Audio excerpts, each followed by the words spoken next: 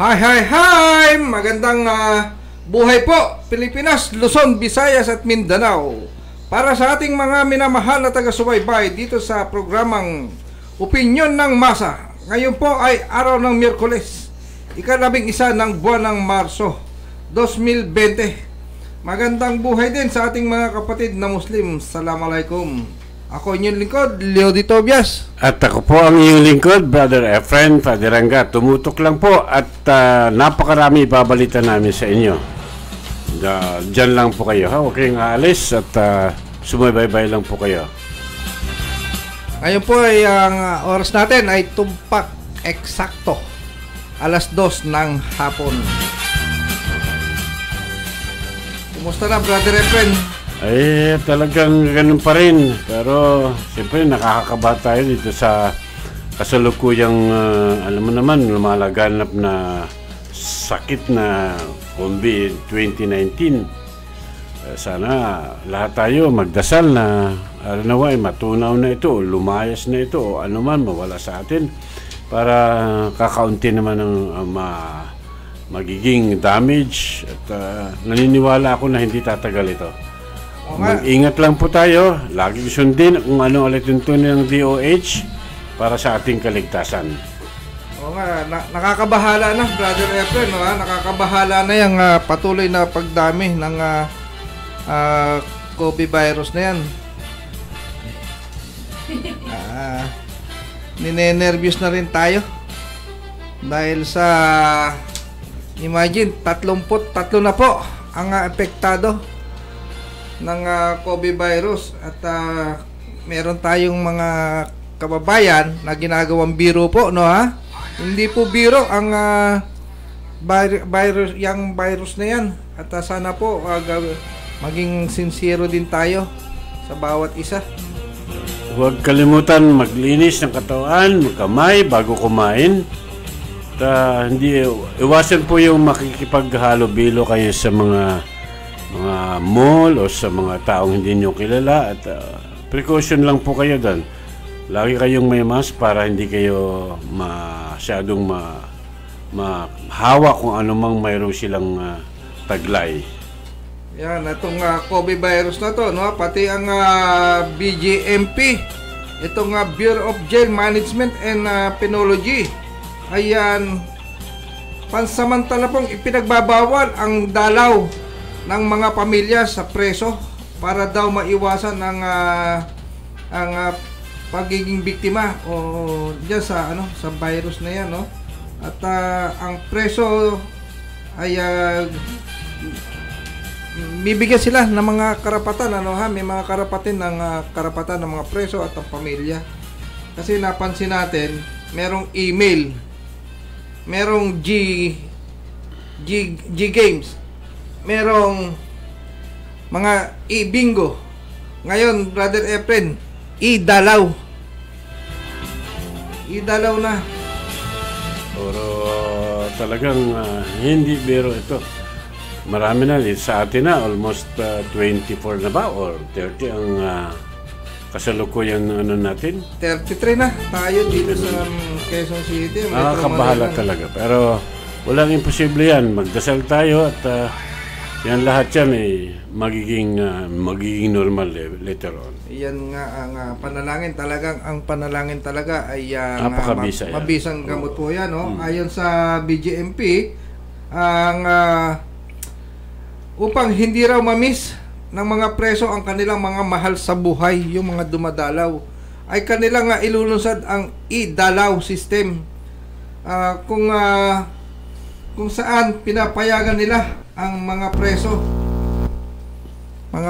na magkaroon ng Facebook, magkaroon daw po ng Facebook para magkaroon ng communication ng pamilya, Facebook o Skype, para po magkaroon, hindi maputol ang communication ng pamilya at ng preso. Yan mga paraan nating Sabagay ang mga natin, yung mga taong gobyerno ay gumagawa rin naman ng paraan. Yun nga lang, at sinabi na popondohan, sana naman wag nga ibulsa ang ipopondo para sa COVID-19. Kumilos agad, huwag na yung patay-patay dyan dahil ang sakit, pag dinamaan ka, walang patay-patay yan, kilos talaga agad. Okay, tuloy-tuloy tayo sa ating mga balita. Okay, 2 Pinoy sa Lebanon positibo sa coronavirus. Kinumpirma kahapon ng Department of Foreign Affairs na may 2 Pilipino na positibo at nahawaan ng coronavirus disease 2019 sa Lebanon. Sa isang news conference ng Malacanang, sinabi ng DFA Secretary Eduardo Mines na ang 2 Pinoy na positibo sa virus ay kasalukuyang naka-quarantine sa isang ospital sa Lebanese capital ng Beirut. Una rito, inihayag ng DFA na ang mga Pinoy na sa Hong Kong, United Arab Emirates at sa Singapore ang kinakumpirmang may infection ng virus. Sinabi ni Mines na 80 Pilipino naman ay nasa Diamond Princess na nakadaong sa Yokohama, Japan.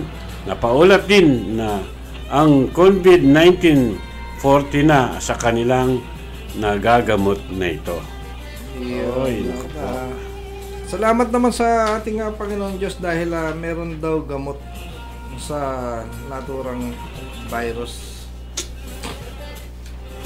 At pinasasalamatan nga natin ang BJMP at binigyan nila ng impormasyon, importansya ang ating mga kababayang bilanggo.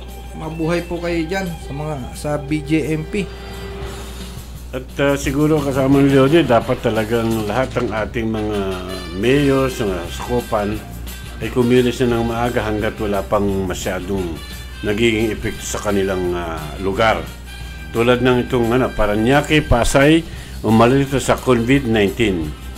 Dahil sa coronavirus disease, tiniyak ng Parañaque Mayor Edwin Olivares na walang suspected na virus sa kanyang nasasakupan. Uy, maganda ito. Ganun man, kumikilos na ang kanyang pamahalaan laban sa posibilidad na mag-apektuhan ang lungsod tulad ng ilang syudad sa Metro Manila. Kahapon, inatasan ni Mayor Olivares ng Resorts Owner Managers Philippine Offshore Gaming Operator na ang report ng Parañaque Health Officers sa loob ng linggong ito ay bilang hakbang laban sa COVID-19. Nagbanta rin ang alkalde na kakasuhan niya ang may-ari ng condominium at building na tumatanggap ng libong Chinese pugo workers dahil paglabag umano ito sa subdivision rules. Nasa lungsod ng Parañaque ang 19 na pugo officers na tinitiyak na nasa 6,000 hanggang 7,000 Chinese pugo. Yan. Dami pala. Ang hirap nga lang yung pugo, no, ha? Parang pabor ang ating mahal na Pangulong Rodrigo Duterte na sinasabi legal daw ang pugo. Samantalang kinokontra naman ng ating mga senador na kaalyado ng ating Pangulo na illegal naman ang sinasabi. So nagkakaroon po tayo ng pagkakalito, no, ha? Nalilito po.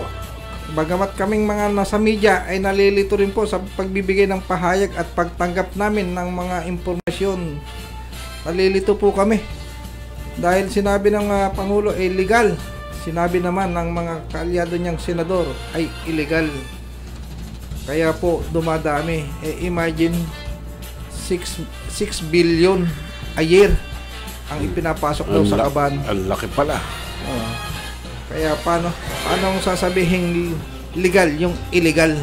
Kaya yan po ang napakahirap sa atin, ano, ha? Yung pong illegal ay pinipilit na gawing legal. At yung legal ay pinipilit na gawing illegal. Yun na nga, yun ang nangyayari. Ano mangyayari sa bansa natin dito? Kaya napakahirap po.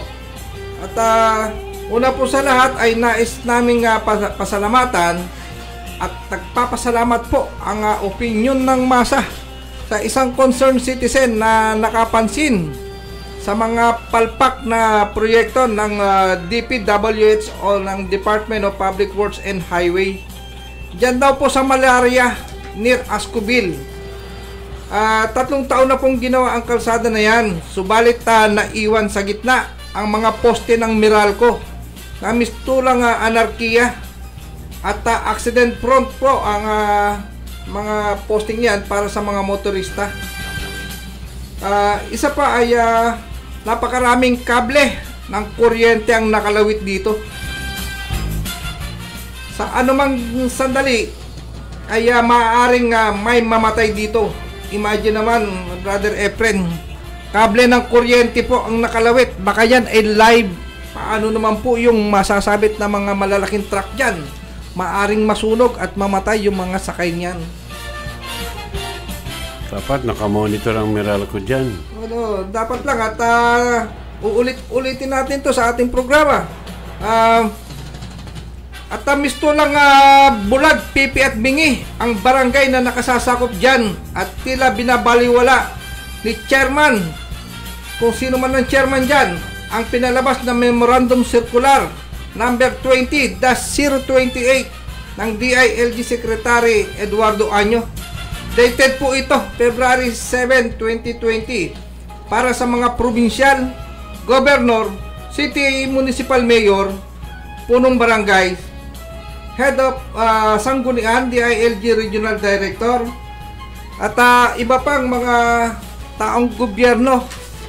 At particular na nga po, yung mga nasa local government, ganun din ang ibang concern pa dyan, Ang subject po ng Memorandum Circular to continue implementation of the Presidential Directive to clear roads of illegal obstruction o road clearing.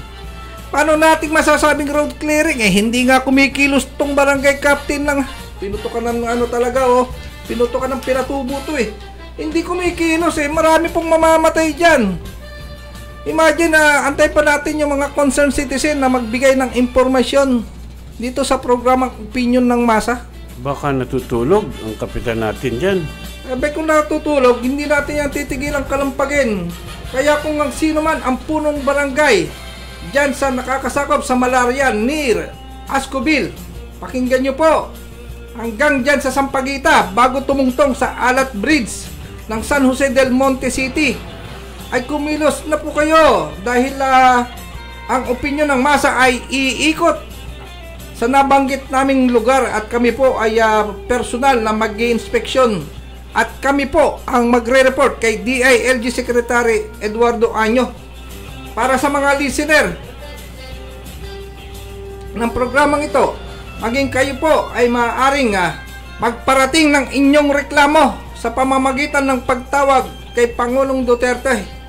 I-dial lang po ang 48-8888 at makakarating po sa ating Pangulo ang kapabayaan kung sino man ang punong barangay dyan. Hindi namin kayo tatantanan.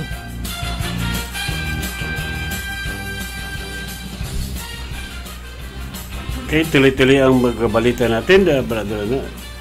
Uso pa ba ang kutong ngayon? Kutong sa mga pulis? Uso pa ba yun?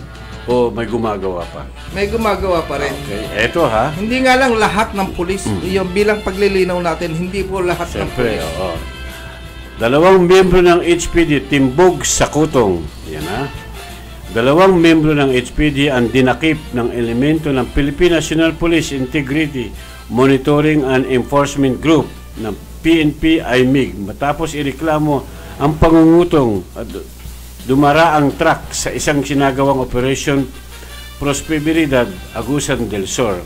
Kinilala ang 2 pulis ng HPD na sina Police Staff Sergeant A.D. Mangilimutan, 54 at Mangkilan, Tagum City, Davao del Norte at Police Corporal Ralph Miraflor, 23 ng Purok 13, Poblasyon Prosperidad.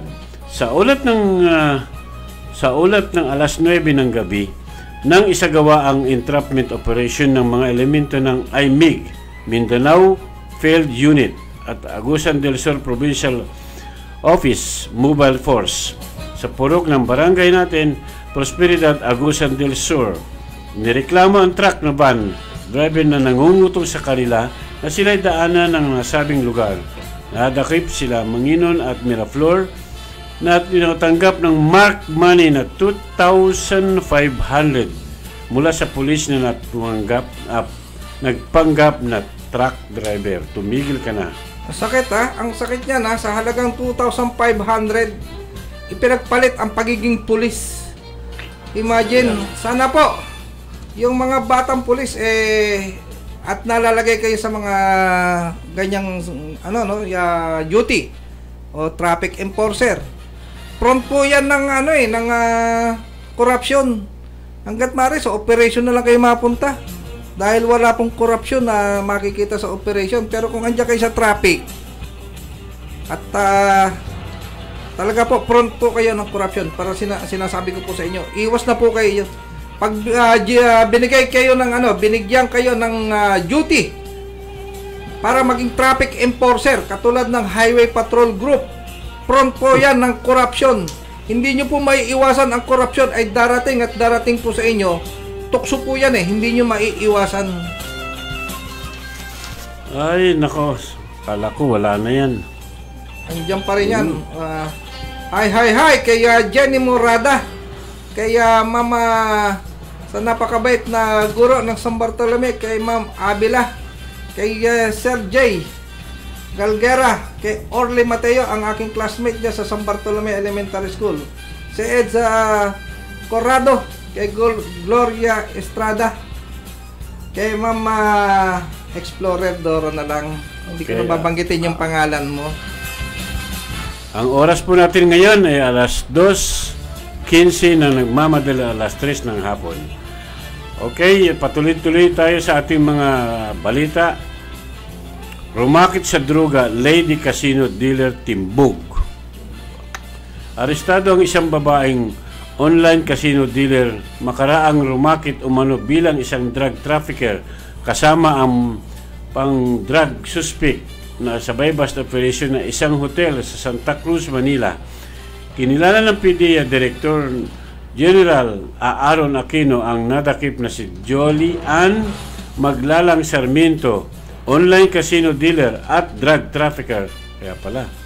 Sa sinasabing target ng operation, kabilang ang mga naaresto na sina Benhos Lacson, Mallet, Prince Elvia Fashel, Argunasa Maria Serti Perez Balais, Dave Hernandez, Kalilong Kim Francis Digilla Balais at Rafael Mico Cortez. Ang mga suspect ay nadakip na ipinagsanib ng operative ng PDEA Special Enforcement Service sa pamumuno ni Director Levy S. Ortiz at Manila Police District sa isang silid hotel sa Quiricada. Nakumpiska ang mga suspect ang dalawang sachet ng sabu nagkakalaga ng 13,600, 6 na tablet na ecstasy, 2 gramo na pinatunuyong dahon ng marijuana, 2 buting ng liquid ecstasy, drug paraphernalia at mobile phone at buy-bust money. Dapat lang talagang tapusin na yung mga iyan, gawa ng kung mabubuhay pa po ang mga nagtutulak ng droga, mas maraming buhay po silang sinisira. Totoo po yan. Dahil ang buhay po nila ay sira na. Naghinahawahan po yung mga walang kamalayan, partikular na yung mga estudyante, inoopera nila ng droga. Kaya mas maraming buhay po ang sinisira ng mga yan. Hi kay Sir Dom sa Pilyonar. Sa aking pinakamamahal na pamangkin, si Mitos Crisostomo Miranda. Happy watching sa inyo dyan sa Santa Cruz, Laguna. Kay Sharon Loria. Eto, may si Sharon, merong magandang jokes to kanina Gusto ko sanang basahin, baka naman bawal Ganon din kay Dennis Arroyal. Pinabati ko rin si Reynaldo, si Relani Tobias dyan sa bansang Bahrain. Si Fernando Mendiola, Lani Ray Mendiola ng Bahrain. Mabuhay po kayo dyan. Okay, at hi po sa nakatutok sa atin si Father Ranga de la Cruz. Join us. Thank you. At ang aming mga andang ma'am na si Jean Briungus at ang mga kakilala nila. Hi po sa inyo lahat. At ang special sa aking lovely wife na si Lori Faderanga. Happy listening. At ang aking apo na si Matmat Faderanga. Kamusta po kayong lahat dyan? May Brother Efren, may humihingi rin ng opinion sa atin sa programang Opinion ng Masa. Sir, ano kaso sa tao na aga-aga iniskandalo at binato ang bahay ko sa harap ng mga anak ko? Okay, bibigyan natin ng impormasya. Bibigyan natin ng kasagutan ang tanong ni Leia. Aga naman, nang babato. Ang aga-aga binabato, no? Di bali sana kung foods yung mga ibinabato or prutas, so okay lang sana dahil bato yan. So kasuhan mo yan ng malicious mischief. Kung yan naman ay walang nasaktang tao, yung pambabato na lang ang ikaso mo.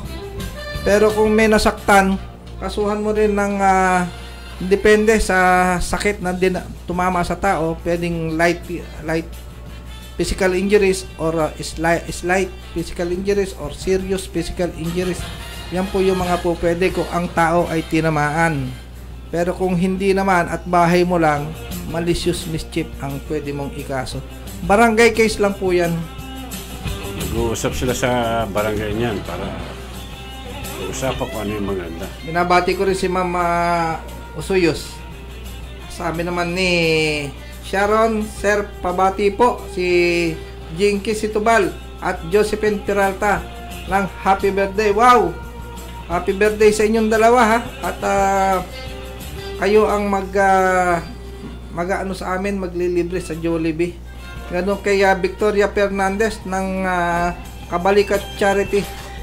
At matagal na tayong walang naririnig dito kay Victoria Fernandez ng Kabalikat Charity Civicom.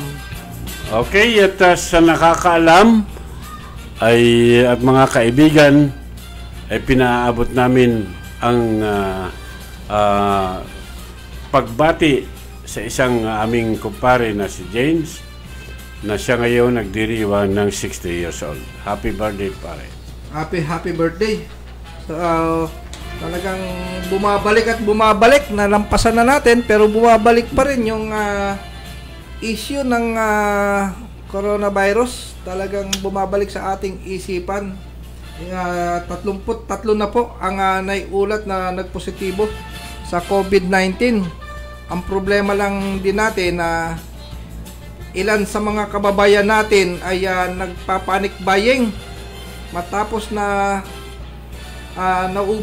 maubos ang mga yung face mask sa bilihan sa merkado, maging alcohol sa parmasya. Wala na. Nauubos na rin. Tulad na kanina, Brother Efren, bumibili ka ng alcohol sa Mercury Drugs, wala ka nang mabili. Hindi kaya po pwede, Brother Efren, pag wala ng alcohol, yung Hinebra ba yun? Yung gin? Oo, para malasing lahat. Di ba alcohol din yan? Oo, mas matapang alcohol nun. Kaso, baka humingi ng pulutan. Kaso ito sila Jinky at saka sila Josephine, pagka bumili ito ng Hinebra, sinasabahan ng kalamansi. Ayun. Para maganda rin yun sa kanang lalamunan, para suwabing. Kaya pakiusap lang natin sa ating mga kababayan, bumili lang ng tama, hanggang sa 2 alcohol lang hanggat maaari. Huwag nyo pong pakyawin. Kung gusto ninyong makaligtas sa buhay o yung inyong buhay ay gusto ninyong iligtas sa sakit na COVID-19, yung pong mga kababayan natin gusto rin po nilang makaligtas kaya bumibili din sila ng alcohol. Huwag nyo naman pakyawin. Huwag naman kayong maging gahaman pang sariling kapakanan. Grabe naman. Tirahan nyo naman ang iba. Okay, tuloy-tuloy tayo sa pagbabalita. 20 milyong marijuana baril kinalkal sa checkpoints. Mahigit na 20 milyong halaga ng pinatuyong dahon ng marijuana ang nasabat ng 2 checkpoint sa bundok, Mountain Province at Buscalan, Kalinga noong Sabado sa gabi, ayon sa Philippine Drug Enforcement Agency. Ayon sa PDEA, una ay naaresto ang 3 lalaki sa isang babae sa checkpoint sa bundok kung saan 19.38 milyon halaga ng marijuana rin ang nakumpiska Sinabi ng otoridad na bukod sa 100 na marijuana brick, nakuha rin nila sa kanila ang handgun at mga bala. Samantala, si Buscalan, 2 lalaki at 1 babae na may dalang 27 na bricks ng marijuana ang nahuli sa checkpoint na isinagawa ng PDEA. Droga na naman, no, ha? Naman, Ako talagang sa inyo po, no, mga listener at mga taga-subaybay, pagka po usaping droga, nanginginig na po ang aking laman sa galit. Talaga pong ipagpamanhin po ninyo, ako po ay talagang sapul ang galit ko sa mga gumagamit ng droga. At ako po ang taong hindi marunong maawa. Kung sila man ay napatay, hindi po ako marunong maawa sa kanila. Sasabihin ko nga, buti nga. Kaya nga pinabalita natin ito araw-araw para magising kayo at alam niyo bawal ito. Kahit saan mapunta kayo, nakakasira ng iyong pag-iisip, iyong katawan, maaaring 2 ang mapuntahan nyo, hospital o kaya sementeryo, magbago na kayo hanggat may panahon pa. Bueno, tuloy-tuloy tayo. Ramdam nyo po ang matinding init sa ngayon, no, mga kababayan. Kung kaya't ang punong barangay, Richard Ambita po, ay patuloy na nagpapaalala. Ipinararating ang paalala niya sa inyo na ngayon ay buwan ng Marso ay Fire Prevention Month, kung kaya't kanyang pinapayuhan ang mga mamamayan, partikular na ang mga bagbagenyo, na mag-ingat sa sunog. Mahirap na anyang mawala ng buhay at kabuhayan ng ating mamamayan. Kasabay ng paalala ni Kapitan Rex Ambita, narito ang MC Trading Corporation gumagawa ng fire extinguisher upang pangalagaan ang inyong mga tahanan, buhay at kabuhayan, tanggapan o pagawaan. Ang MC Trading Corporation, ibinibigay lamang sa murang halaga ang kanilang mga fire extinguisher bilang tulong sa sambayanan. Tumawag lamang sa mga numerong 0927-1600-635, 0923-225-6072. Hanapin lamang ang kanilang sales executive na si Sir Chris Reginaldo. Samantalin po ninyo ang kanilang offer na cash on delivery at habang mababa ang presyo. Hoy, tumawag na kayo para hindi kayo maunahan. Hi sa nakatutok sa atin ngayon, ang aking anak na si Clark Armijo Padiranga. Thank you sa panunood. At hi din sa aking mga mayor, mabutihing mayor ng Concepcion Romblon na si Fabriag. Mabuhay po kayo dyan. Kamusta ang lahat ng mga taga Sibali? Kamusta po? At kami magtutungo dyan sa inyo sa Sibali. Sa Romblon. Oo, dahil walang walang kumagsa conbi, wala lahat. Oo, at magandang mag-swimming po dyan. At sariwa, talagang yan po, napaka. At pinatutunayan niya na Brother Efrem, pinatutunayan niya ng isang guro ng San Bartolome na si Ma'am Peg Mani. Nagpapatunay siya na napakaganda dyan sa kanilang lugar sa Romblon. At ang tubig po dyan talagang napakalinaw. At ang kasabay niyan lumalangoy po ay ang mga isda, malapit po sa mga tao. Alagang alaga. Ikaw ba, Brother Leody, pag nangungutang ka ba, halimbawa, utang mo yung kaibigan mo, dapat ka ba mag-isip sa kanya kung ano yung dapat gawin mo sa kanya dahil pa magungutang sa'yo? Hindi yata tama yun, di ba? Yung ako ang uutangan o ako ang uutang? Ikaw ang uutangan. Ako ang uutangan. Siyempre, kung ako ang uutangan at ang tao, alam ko, pag nangungutang, may pangangailangan. Kaya dapat, hindi ko na kailangan tanungin kung saan niya gagamitin. Basta ang alam ko, yan ay utang na dapat mong bayaran. At huwag kang mag-isip kung ano yung dapat gawin pag hindi nakabayad. Yung kung sakaling hindi nakabayad, pwede namang pag-usapan, pare, wala akong pambayad ngayon, pwede ba sa susunod na araw na lang? Ito nga, kaya nga na banggit ko sa iyo kasama, dalaga nangutang sa kapitbahay ginahasa. Wow. Yun ang naging kabayaran, ha? Grabe ito, grabe. Arestado ang isang 20 anyos na binata. Makaraang rape nito ang kanyang babaeng kapitbahay nang nagtungo sa biktima sa bahay ng suspek upang mangutang. Sinamantala ng suspek ang pagdalaw ng dalaga sa kanilang bahay nang puwersahin niya itong ipasok sa kwarto. Rapin at pagbantaan ng sa barangay kay Kaipian, San Jose del Monte, Quezon, Bulacan. Monte, Bulacan, Kamakalawa. Sa report ng pulisya, kinilala ng suspek na si Discoro Pacobo Milante na naharap ngayon sa kasong rape nang ireklamo ng biktima ang itinago sa pangalang Gracia 19. Kaagad nagtungo sa himpilan ng pulisya ang nagreklamo ng suspek. Sa siniyasat ng investigasyon, nagtungo ang biktima sa bahay ni Discoro upang manghiram ng pera dahil nagigipit ito, ngunit ni-rape ito nang makalabas sa bahay ng suspek. Ang biktima kaagad siyang nagsumbong sa kanyang pinsan na babae. Kaagad silang humingi ng tulong sa otoridad at naaresto ang manyakis na suspek. Hindi naman tama yung nangutang ng pera, ang kabayaran ay dangal. Hindi dapat kuhanin ng dangal ng isang babae. Siya man ay dalaga o may asawa. Hindi po dapat puwersahin. Kung ang inutang ay salapi, salapi din ang ibabalik. Huwag kang mag-isip kung ano. Huwag mo nang pag-isipan ng masama yung tao. Ay, nangutang kaya nangutang dala ng kahirapan. Dapat yan ay putulan. Putulin lahat ng mga binabalak. Lahat ng mga pagkakataong yan ang mga dapat nating bigyan ng tulong. Katulad ng ang opinyon ng masa ay handang tumulong sa mga naaping mga manggagawa. Kami ay magbibigay ng legal na opinyon. Mga reklamo laban sa kanilang pinaglilingkuran. Lumapit lamang dito sa programang opinyon ng masa. Kami po ay handang tumulong at magbigay ng libreng serbisyong legal at handang tumutok sa inyong mga usaping manggagawa. Katulad na kung nasa NLRC na po, kami po ay handang tumulong sa inyo. Basta wala pa kayong abogado. At hindi pa po nagbibigay ng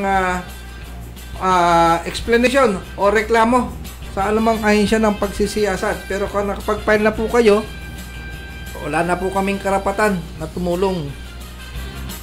Okay, sa pagbati naman, binabati ko ang Kaikai Enterprises employee. Pagbutihin natin ang pagsiserve sa client. Binabati ko rin ang Darwin family dyan sa Barrio Kaitapos at ang Fonte family dyan sa Mindoro. Happy weekdays sa inyong lahat dyan. At sa aking kapatid, mahal ko kayong lahat. Kasamang Efren, no?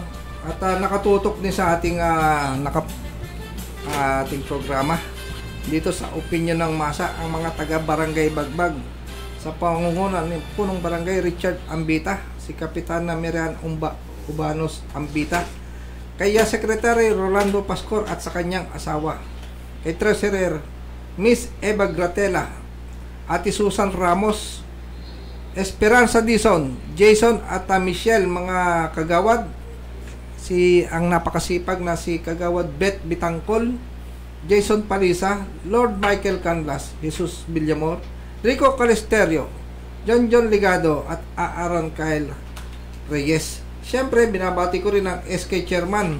Ito yung tinatawag na liwanag ng bagbag, si SK Chairman Patrick Liwanag, at sa kanyang magandang mga programa para sa mga kabataan. Mabuhay po kayo dyan sa Barangay Bagbag. Okay, ang oras natin napakabilis. Kasamang Lodi, alas 2:35 lang, nagmamadaling alas 3 ng hapon. Tuloy-tuloy ang ating pagbati. Pinabati ko rin ng cutie-pie kong apo na si Matmat, ganun din sa mga Fabriag family sa Dasmariñas, Cavite. Hi to Maricel Pelos and Tentin de la Cruz dyan sa Dubai. Thank you for watching. Ingat kayo dyan. Salamat sa pagtutok at sinabi nila talagang binabantayan yung programa natin kasamang Lodi. Yan ang pinakang ano nila.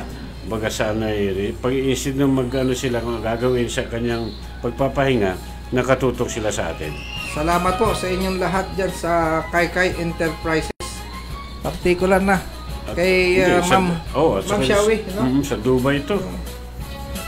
Ay, sige, tuloy-tuloy tayo. Tuloy-tuloy tayo ngayon. Happy watching din sa mga taga Badak o Barangay Drug Abuse Council sa pamamahala ni Misa Emma Sanchez. Kasama po si Police Staff Sergeant Edwin Abrugar, si Police Corporal Nico Saba, Police Corporal Mike Santos, Police Corporal Ayan Kalina, si Margarita Hernandez, si Bernadette Decada, Teresa Gabino Baby at si Pelisa. Magandang araw po sa inyo. Binabati ko rin ang aking kumpare na si Edison ng San Marino, Dasma. Sobrang dedicated sa kanyang sis-wife. Believe talaga ako sa iyo, pre.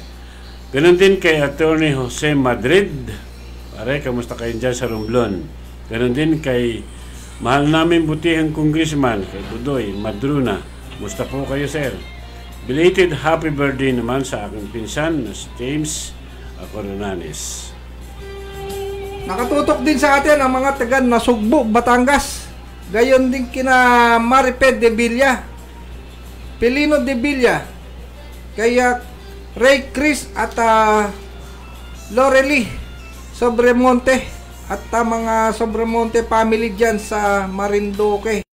Sina Tatay Molico at Nanay Simeona Sobremonte. Ganon din kay Police Corporal Chiki Sobremonte. Lahat po yan nasugbo Batangas. Siyempre binabati ko rin ang mga kasamahang mga lupong taga-pamayapa. Si Sir Jeffrey Lachica, Jesus Parungaw, Alfredo Gaetano, Ramon Cruz Honopretera, Miss Ana Bernardino, Angelito Maki, Eduardo Villarreal, Albino Graviantes, Rosendo Abirin, Jose Mercado, ang kapangalan mo, Brother Efren, si Efren Valdivieso. Napakasipag na lupo niyan. Si Emila Benemerito, Floro Agustin, Felicissimo Herrera, Carlo Arteya at Modesto Abella. Siyempre, binabati ko rin ang lupong sekretary na si Ria o Miss Yang Pasakay at kay Israelita, kay Inday Torrens. Okay, binabati ko rin ang Road Quality Movers and Delivery Services ng Mandawi City. Hello, Engineer Larry Iyog. Napakainit ang panahon ngayon, Brother Lodi. At kung minsan nag-iisip ka pa, lalo din sa mga problema natin ngayong nalaganap na sakit, talagang nire-recommenda ko sa inyo na dapat kayo ay mag-relax. Sa pag-relax nyo, madali lang makapunta yan. Sa Cavite lang po, sa Silang. Subukan nyo ho na puntahan ang Villa Florenda Resorts kung gusto nyong mag-relax. Ang Villa Florenda ay matatagpuan sa kanyang located na address na sa Butan, Silang, Cavite. Andun lahat, may units located. Meron silang mga kompleto ang kanilang kung kayo ay makakapunta dun sa resorts na ito. Hi kay Rosalyn Sakdalan, Betty Bitangkol, kamusta po? At kay Arnold Gamboa, kay Estra Morata Torrens. Ganon din, binabati ko po ng happy birthday ang butihing may bahay ni Cap Dong Pascual na si Kapitana Seni Ramos Pascual. Happy birthday po, Kapitana, at mabuhay po kayo. Ganon din sa pabati kay Alfie Buta ng Impanta Quezon na ngayon po ay nakikinig sila, sabi ni Ray Tobias. Okay, magbabalita ulit tayo at Chairman Niratrat Tudas, Chairman to, dead on arrival sa ospital ang isang barangay chairman makaraang barilin sa barangay Locom, Mabitak, Laguna. Batay sa ulat ng alas 12:30 ng hating gabi, habang kumakain sa loob ng kanyang bahay, ang biktimang si Alfredo Pacondo, 50, may asawa, nang pasukin ng hindi nakikilalang suspek. Agad siyang pinagbabaril sa iba't ibang bahagi ng katawan. bago nagsitakas na isugod sa ospital, subalit binaril din ng buhay. Binaril din ng buhay. Blanco ang pulisya sa motibo ng krimen. Kawawa naman kapitan to. Ayun, kawawa naman ha. Laguna.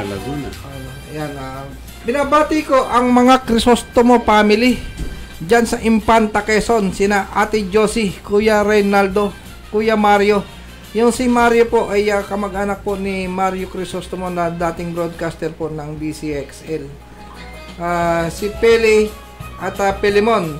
Ate Josie Crisostomo, pakitext po na ang mga pangalan ng iba pang mga nagpapabati para nang sa ganon ay mabanggit ko ang kanilang mga pangalan dito sa opinion ng masa. Pagbati rin kay Solo Perez Renato Soriano ng San Pablo City, Laguna.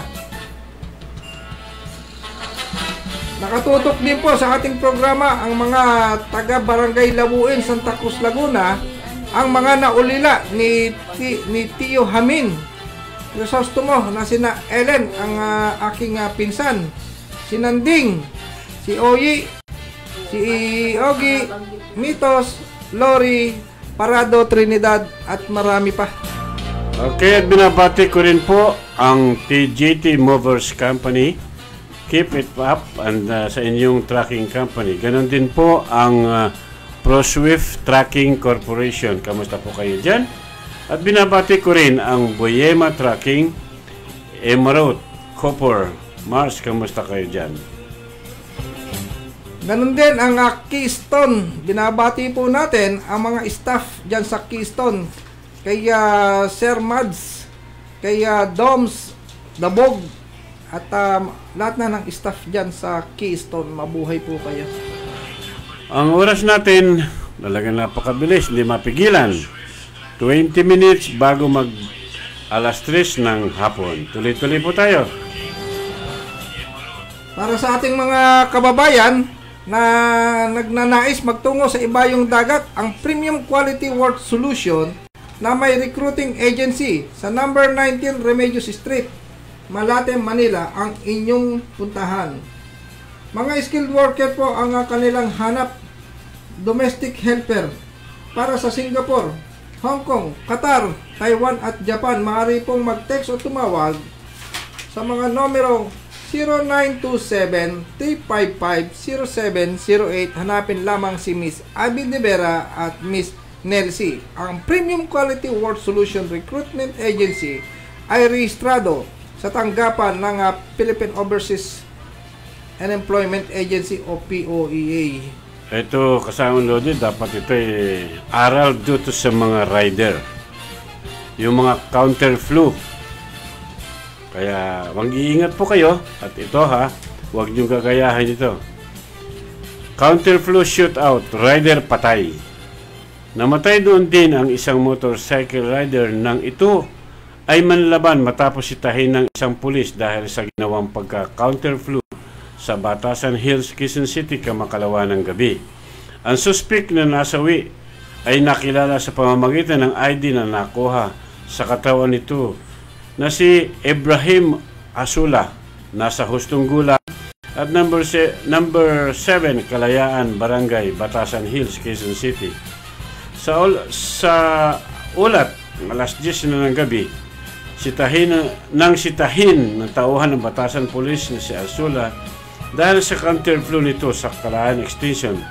Ng kapkapan ay nakakuha ito ng isang sachet at hinihinalan sa bus. Nagtangka itong tumakas sakay ng isang motorcycle.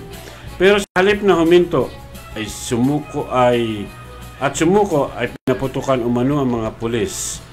Ganon din sa kanyang pagkamatay. Kaya po yung mga katulad kong nagmamaneho ng motorsiklo, iwasan po natin yung mag-counter flu. Dahil po maraming nagagalit. Ako man nagagalit. Kailangan lumagay tayo sa tama at ayos na lane. Ay, lalo pa minsan nagkasaan Lodi, yung straight ka sa pagmamaneho, sabay sabay talaga napapaprino ka ng ano. Yun nga po. Kaya maraming aksidente ang maaaring instant na mangyari, no ha? once na iwasan mo yung biglang sumingit ng motor, suddenly brake ka, sudden brake ka, maaari pong sumalpok naman yung nasa likod. Dapat tayo laging isip nyo, responsible driver. Hindi kayo makakano ng ating kapwa. Sana ang unang niya, bago sumampa sa manubela o bago magpaandar ng sasakyan, magdasal at hingiin sa Panginoon Diyos na bigyan tayo ng wastong pag-iisip, mabilis na kaisipan at mabilis na kamay at paa, pakiramdam sa harap at likod upang hindi tayo makaperwisyo ng kapwa nating motorista. Pinabati ko si Mama Ellen na Laguda Bacod diyan sa Fairview General Hospital. Mabuhay po kayo. Ang aking friendship na si Tess Similia. Maraming pagkakataon tayong hindi nagkakaharap sa mga meeting, paumanhin. At binabati ko rin po ang aking pamangkin na si Tina Fadiranga ng BDO, Cristobal Fadiranga at Esper Fadiranga. Ganon din po si Engineer Fortis family. Ganon din po si Dr. Beboy Fonti, Fonti family. Ganon din po ang mahal naming mayor ng Concepcion Romblon na si Mayor Pabriag. Ganon din po ang si Edad Yuyoy, Pilo Darwin and family sa piyesta sa kanila. Ganon din po ang ating butihin mga kaibigan na si Richie Virginita at Chris Pabriag. At ang aking kapatid na si Nori Faderanga. Kamusta po kayo dyan? Kamusta po? Kamusta sa inyong lahat? At binabati ko ang mga masisipag at walang kapagod-pagod na mga miyembro ng SDEU Station 4 sa pangunguna ni Police Captain Dennis Francisco. Mabuhay po kayo. Ganon din ang Station 5 SDEU diyan po sa Fairview. At alam kong may problema ang inyong samahan, pero huwag nyo pong daanin sa mainitang ulo at nang sa ganon tuloy-tuloy ang serbisyo natin sa publiko. Ako naman ay nagpapasalamat sa SDU Station 4 at napakaganda ng kanilang samahan na para magkakapatid. Hindi po nila inilalagay ang sarili nila na sila ay pulis, kundi sila ay magkakapatid po sa isang organisasyon. Mabuhay po kayo dyan, SDU Station 4, Kap Dennis Francisco. Sir, mabuhay po kayo. At nabati ko rin ang aking balain na si Josephine de la Cruz at Rodel de la Cruz, balay sa Tandang Sura. Kung kayo ay taga-Banlat at mga napapasada ng tricycle at may mga problema sa accessories ng inyong tricycle, puntahan nyo lang po ang M. Joyce Works, Motorcycle Parts and Accessories. Sigurado po kayong maaayos ang inyong motorcycle, mura pa ang mga piyesa. Punta na kayo kaagadan. Libre merienda pa. Bayaran nyo na lang. Yun. Pero, Brother Efren, meron ka bang donut house? May nagpapasalamat sa iyo. Ganun. Ang angel ng radyo ng masa. Si Angel Grampil Bula. Yes. Hello po, Sir Efren. Thank you po. At maraming salamat po. Wala pong anuman. Yun. At kailan po, kahapon, no? Nagsimula po kahapon ang pagsususpinde ng mga klase sa NCR. Ayon sa kautusan ng DepEd, nagsimula ng Marso 10 kahapon hanggang Marso 14 sa Sabado po. Kung kaya't inatasan ang mga teacher na ang 4th quarter examination ay gawin sa March 16 at 20. Subalit nagbanta naman si DILG Secretary Eduardo Año sa mga estudyante na wag gagamitin ng klaseng class suspension para lang magbulakbol o maglakwatsa, no?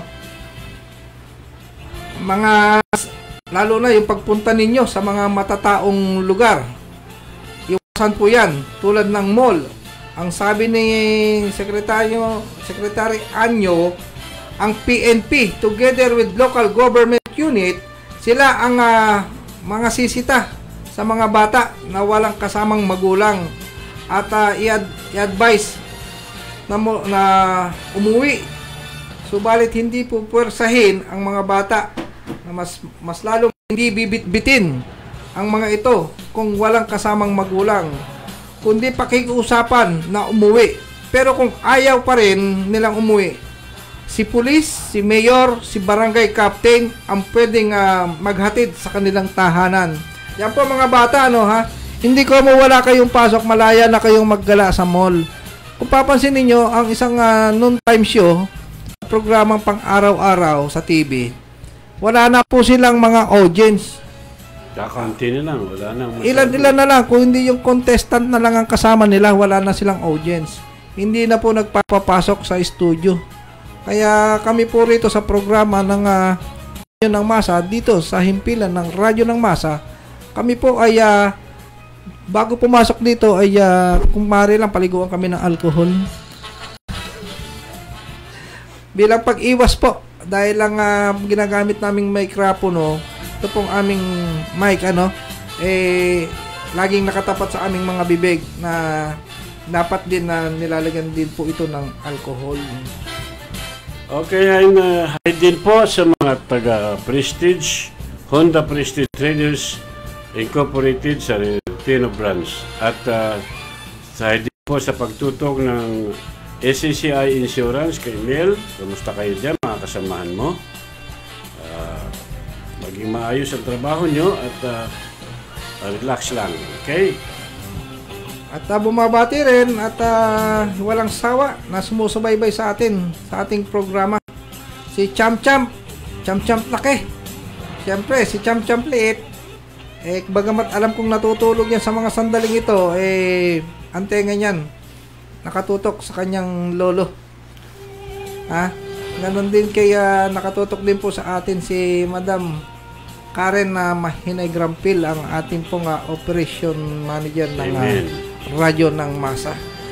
Brother Lee, kasama Lodi, dapat pagka kuminsan, alam mo kung may lakad ka o iiwan na yung bata. Yung mga kasamahan mo, ipagkatiwala mo sa kaibigan mo, ganun.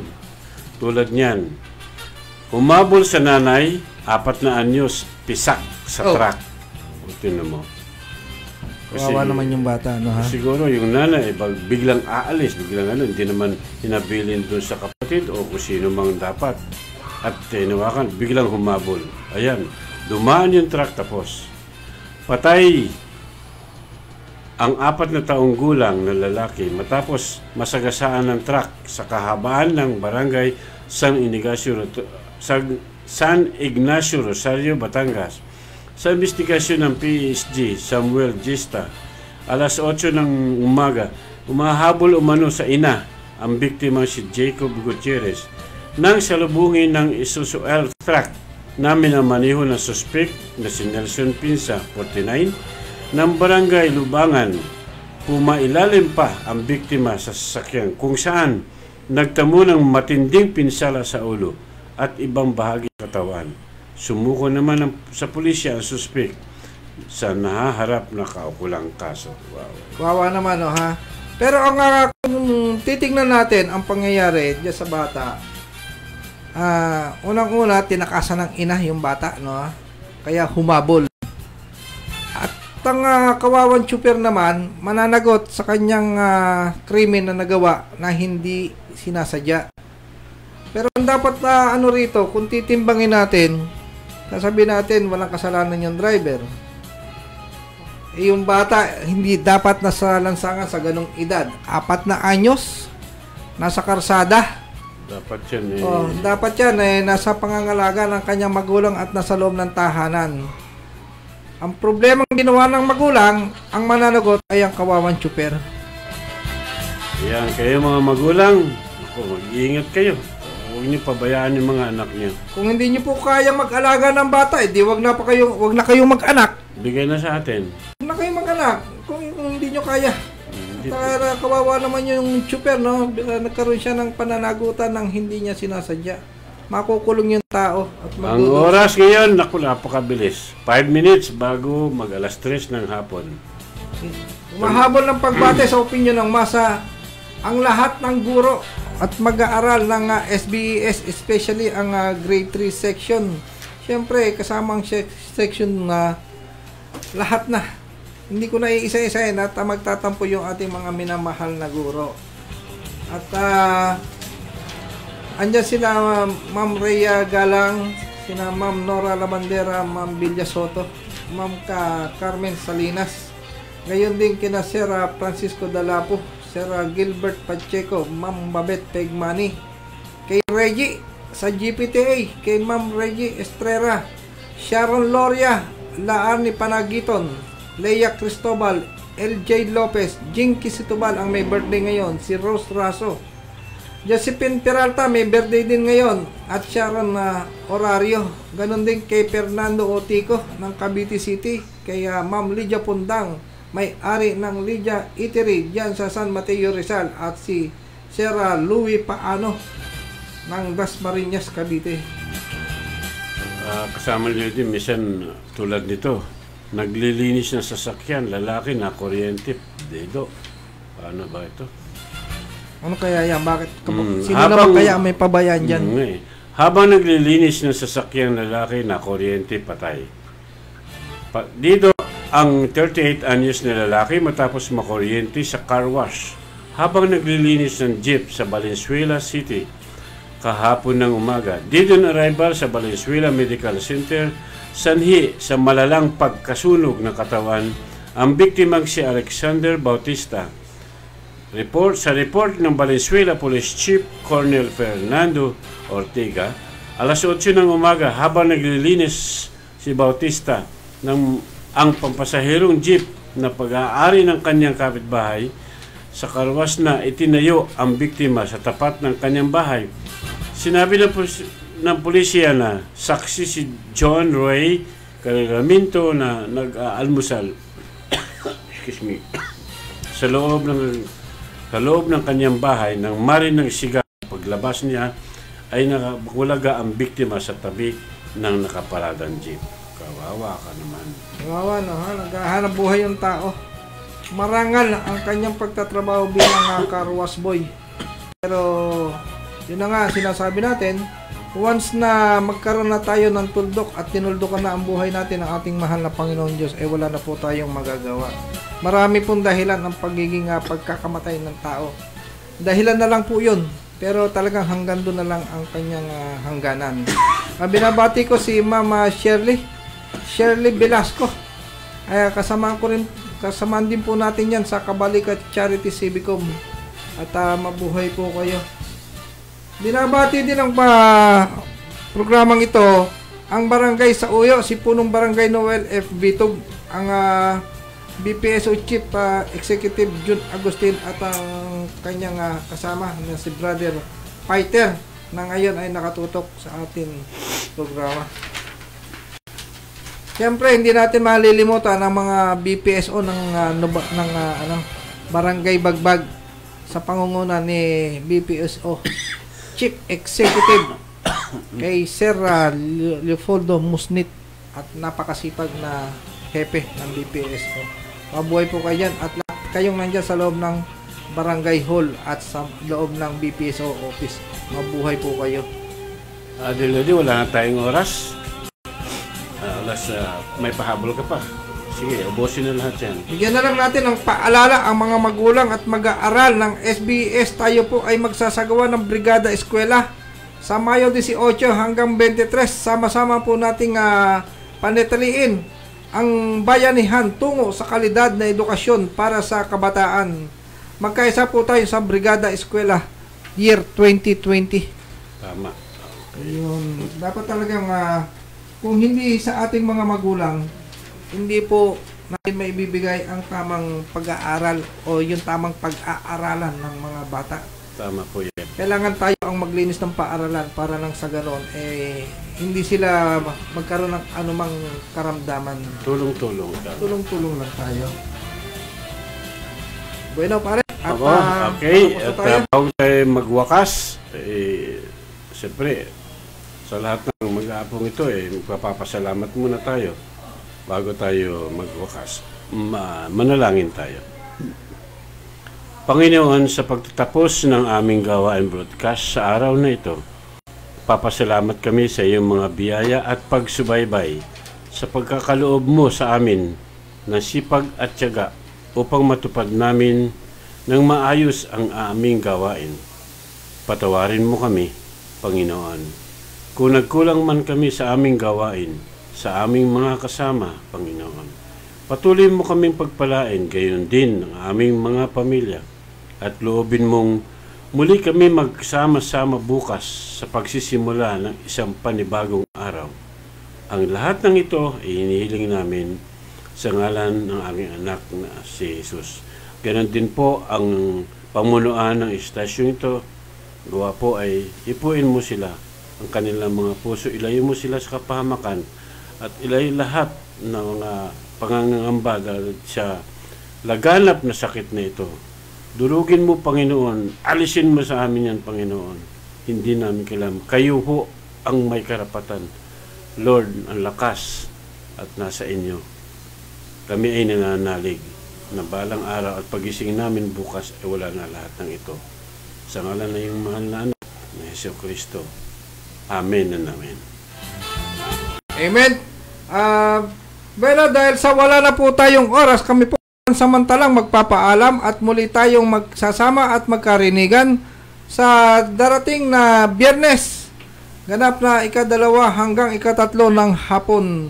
Ito po ang inyong lingkod, Leo Di Tobias. At ito po ang inyong lingkod, Brother Efren Paderanga. Maraming salamat sa maghapong ito, at huwag niyo kalimutan, ano man ang gawin niyo, laging maglinis ng kamay, sabuning maigi, mga anak ninyo, lahat-lahat. At kung pwede, ang mag-asawa, huwag muna magtabi. Bukas na naman ng umaga.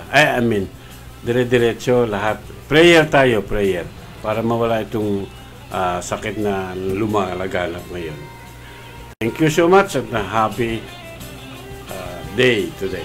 Bueno, andyan na po ang kasunod natin sa programa na si kasamang Ogie Biniraw para sa programang Metro Watch. Pakinggan niyo ho yun. Marami kayong pupulot ng mga balita dyan sa susunod namin. Maraming salamat. Bye-bye. Bye-bye.